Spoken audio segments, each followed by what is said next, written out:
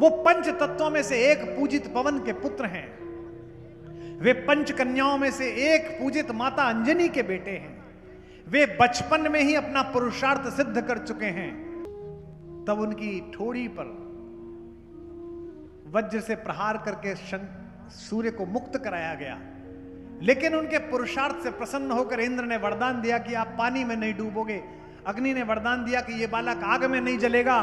ब्रह्मा जी ने कहा कि मैं इसे आशीर्वाद देता हूं कि इस पर ब्रह्मास्त्र काम नहीं करेगा। और शंकर ने कहा आज से तू मेरा बेटा हुआ, मैं तुझे अपने शिष्य के रूप में स्वीकार करता हूं। राम जी की मदद तो बहुत लोगों ने की, फिर राम जी हनुमान पर ही इतने आसक्त क्यों हैं, वे ही इतने प्रिय क्यों हैं? अच्छी बात है। मैं भी बचपन में सोचता था कि ये क्या हुआ कि हनुमान को गले लगाते हुए भगवान ने कहा तुम मोहि प्रिय भरत सम भाई। और देखो, भगवान का मंदिर बनाना हो राम जी का तो कितने पापड़ बेलने पड़ते हैं, हमको तो पता ही है। इस देश ने बेले, लेकिन हनुमान का मंदिर बनाना तो कुछ नहीं करना। एक बड़ी शिला लो, उसे भगवान के रंग से पोतो और एक पीपल के नीचे बिठा दो। गांव के जितने भूत हैं सब सुधर जाते हैं कि आ गए हम यहां पर, बॉस आ गए, इधर से नहीं निकल।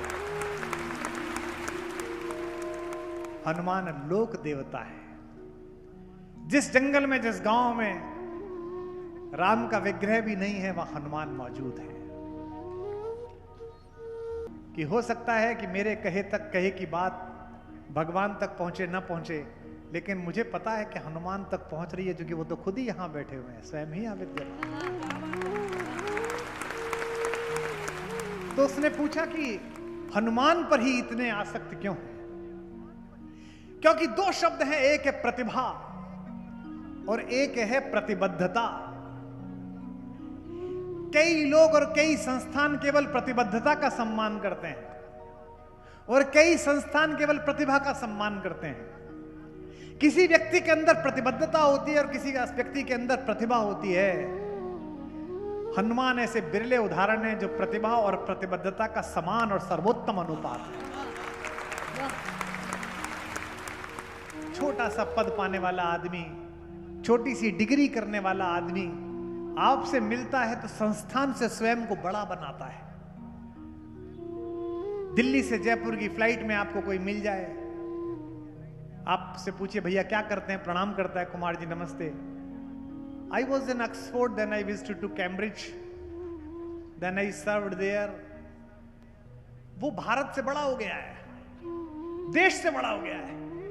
हनुमान के पास अहंकार करने योग्य, स्वाभिमान करने योग्य, गर्व करने योग्य सब चीजें मौजूद हैं। वो पंच तत्वों में से एक पूजित पवन के पुत्र हैं। वे पंच कन्याओं में से एक पूजित माता अंजनी के बेटे हैं। वे बचपन में ही अपना पुरुषार्थ सिद्ध कर चुके हैं। तब उनकी ठोड़ी पर वज्र से प्रहार करके सूर्य को मुक्त कराया गया। लेकिन उनके पुरुषार्थ से प्रसन्न होकर इंद्र ने वरदान दिया कि आप पानी में नहीं डूबोगे। अग्नि ने वरदान दिया कि यह बालक आग में नहीं जलेगा। ब्रह्मा जी ने कहा कि मैं इसे आशीर्वाद देता हूं कि इस पर ब्रह्मास्त्र काम नहीं करेगा। और शंकर ने कहा आज से तू मेरा बेटा हुआ, मैं तुझे अपने शिष्य के रूप में स्वीकार करता हूं। लेकिन प्रसाद की बात तो आगे आने वाली है। लेश मात्र परिचय नहीं देते अपना हनुमान। कोई समय ऐसा नहीं आया जब हनुमान ने यह कहा हो कि I am from Oxford, I visited to Cambridge. No, Hanuman से जब पूछिए कि आप कौन, एक ही योग्यता है।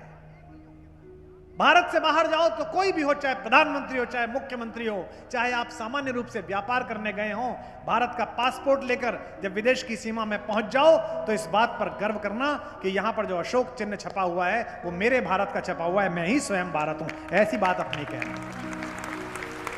हनुमान से पूछा माता सीता ने, अशोक वाटिका में ऊपर से नीचे कूदे, माता ने कहा कि तू कौन? हनुमान ने नहीं कहा कि मैं पंच तत्वों में एक पवन का बेटा हूं, मैं अंजनी का पुत्र हूं, मुझको ब्रह्मा जी ने एक पंक्ति बोली, रामदूत में मात जानकी। भैया मैं राम जी का दूत हूं। जिस समय आप इस स्थिति पर आ जाएंगे 140 करोड़ लोग कि मैं भारत हूं, उस समय के लिए मैं इस व्यासपीठ से, इस उद्बोधन पीठिका से घोषणा कर सकता हूं कि 20वीं शताब्दी अगर इंग्लैंड की थी तो ये वाली शताब्दी किसी भी स्थिति में भारत की होनी ही होगी। भारत की हनुमान की यात्रा मनुष्य की अंतर्मुखी से बाहरमुखी होने की यात्रा का प्रतीक है। ये जितने हनुमान यहां बैठे हैं, इन सब के अंदर हनुमान है। मैं आज रात क्या कर रहा हूं? मैं वही काम कर रहा हूं जो जामवंत ने किया था। कहा चुप साध रहे बलवाना, तुम चुप क्यों बैठे हुए हो? तुम्हारे अंदर ही विस्फोट है।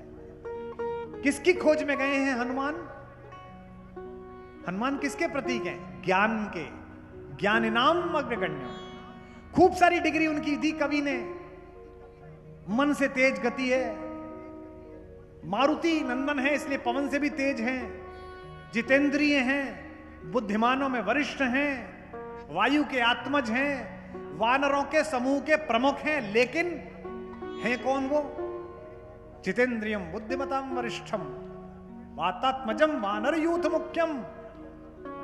और आखिर में क्या कहा है? श्री राम दूतम शरणम प्रपद्य। वे चूंकि श्री राम के दूत हैं इसलिए मैं उनके शरण में जाता हूं। मुझसे लोग अक्सर कहते हैं आपको ये मिल सकता था, आपको वो मिल सकता था। लोग अपनी उपलब्धि में प्रसन्न नहीं है, आपको क्या नहीं मिला इसके दुख में पड़े जा रहे हैं। मैं कहता हूं कि प्रसन्न रहने के कितने अवसर हैं आपके पास। मैं अपनी 6 प्रसन्नता सुना रहा हूं, हनुमान के साथ साथ आपकी हर प्रसन्नता पर प्रसाद चढ़ेगा, मैं जानता हूं।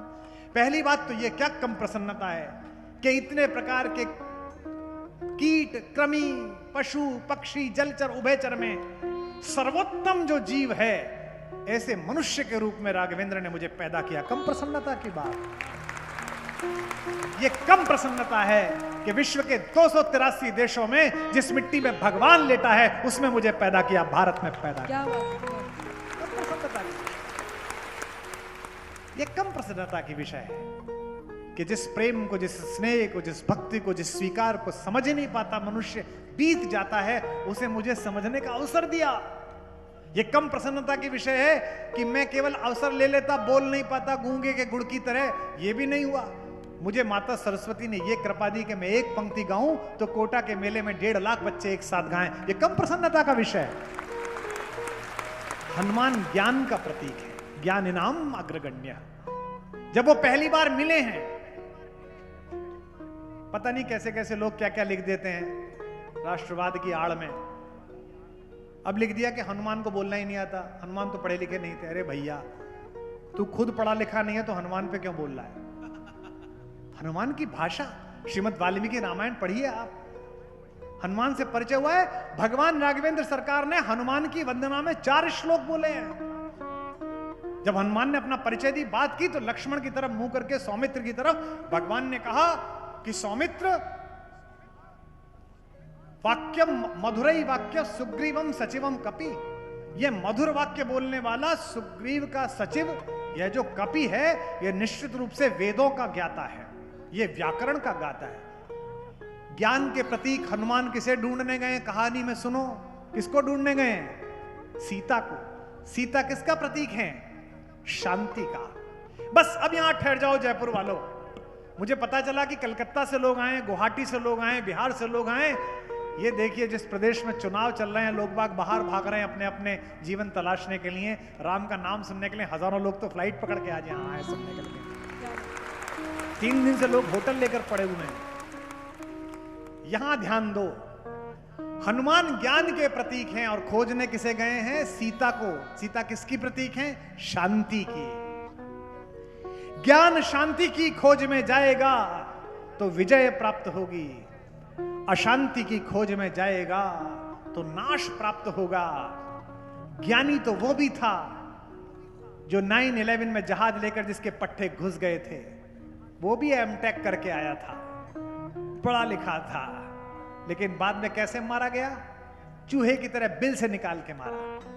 उस समय किसी ने नहीं कहा अमेरिका से सीमा क्यों पार कर गए। हमसे कहते हैं सीमा क्यों पार कर गए। ये नए भारत का उद्घोष है। हमारा शत्रु भारत माता को घाव देने वाला यहां हो या 7 समंदर पार हो, उसका हिसाब वहीं जाकर किया जाएगा। ये नए भारत का उत्तर।